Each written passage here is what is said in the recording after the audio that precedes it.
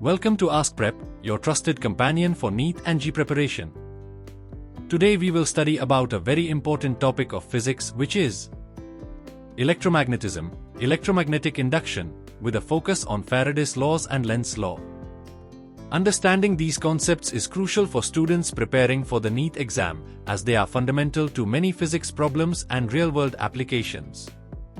So, let's break down these principles step by step and see how they connect to the world around us. To begin with, let's first understand electromagnetic induction. Simply put, electromagnetic induction is the process by which a change in magnetic flux through a circuit induces an electric current in that circuit.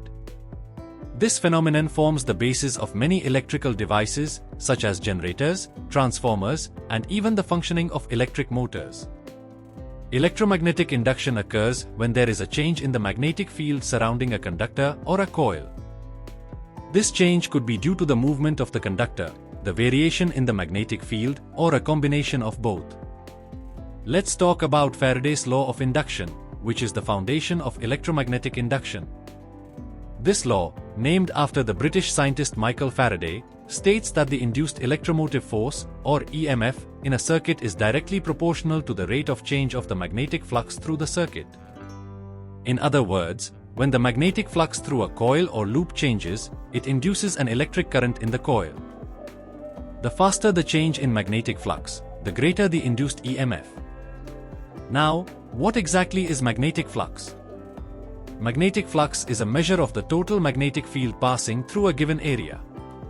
It is mathematically defined as the product of the magnetic field strength and the area through which the magnetic field lines pass, along with the cosine of the angle between the magnetic field lines and the normal to the surface. Simply put, magnetic flux tells us how much magnetic field is flowing through an area. A change in this flux is what leads to the induction of a current. Lenz's law helps us understand the direction of the induced current.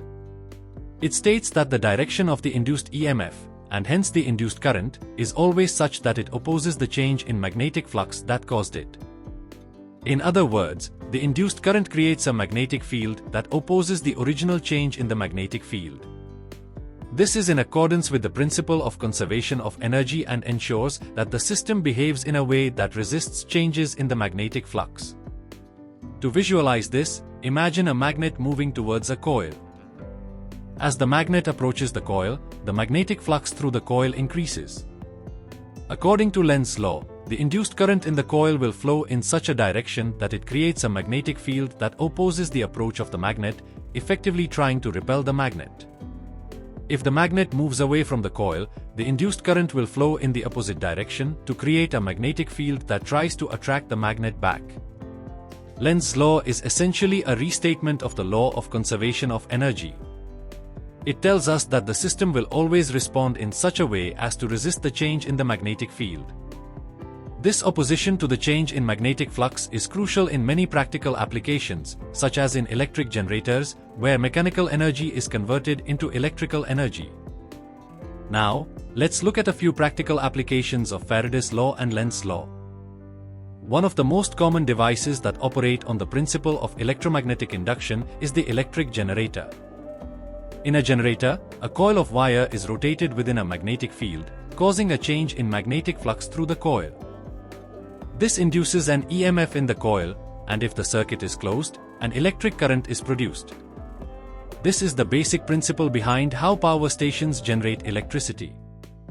Similarly, transformers work on the principle of electromagnetic induction. A transformer consists of two coils of wire, a primary coil and a secondary coil, placed close to each other. When an alternating current flows through the primary coil, it creates a changing magnetic field. This changing magnetic field induces a current in the secondary coil, and depending on the number of turns in the coils, the voltage can either be stepped up or stepped down. Faraday's and Lenz's laws also have applications in electromagnetic braking systems. In these systems, a magnetic field is used to generate an opposing current in a conductor, creating a force that slows down a moving object. This principle is commonly used in trains and other high-speed transport systems, like maglev trains, which use electromagnetic induction for both propulsion and braking. One of the most common applications of electromagnetic induction is in electrical generators. A generator converts mechanical energy into electrical energy by rotating a coil in a magnetic field, continuously changing the magnetic flux through the coil. This changing flux induces an alternating current, which is then supplied to electrical grids. Another significant application is in transformers, which use electromagnetic induction to increase or decrease voltage levels in power transmission systems. Let's also consider the working of induction cooktops. These cooktops use electromagnetic induction to directly heat cookware. A coil under the cooktop creates a rapidly changing magnetic field, which induces a current in the cooking pot, generating heat directly in the pot.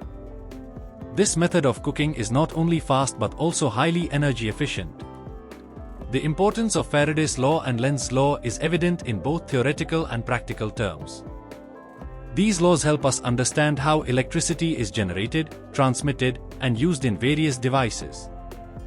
They play a critical role in the functioning of many modern technologies, making them crucial to understand for your NEET exam preparation. As you prepare for NEET, it's important to not only understand the mathematical formulations of these laws but also to grasp their real-world applications. Many of the questions in NEET will test your understanding of how these principles are applied in devices like generators, transformers, and motors, as well as in phenomena like electromagnetic waves. That wraps up today's discussion on electromagnetic induction, Faraday's laws and Lenz's law. I hope this session has helped you understand the principles behind electromagnetic induction and how they are applied in various technologies. Thank you. For more in-depth explanations and exam preparation tips, make sure to subscribe to AskPrep. Keep practicing and revising these concepts as you move closer to your NEET exam. Best of luck, and see you in the next video.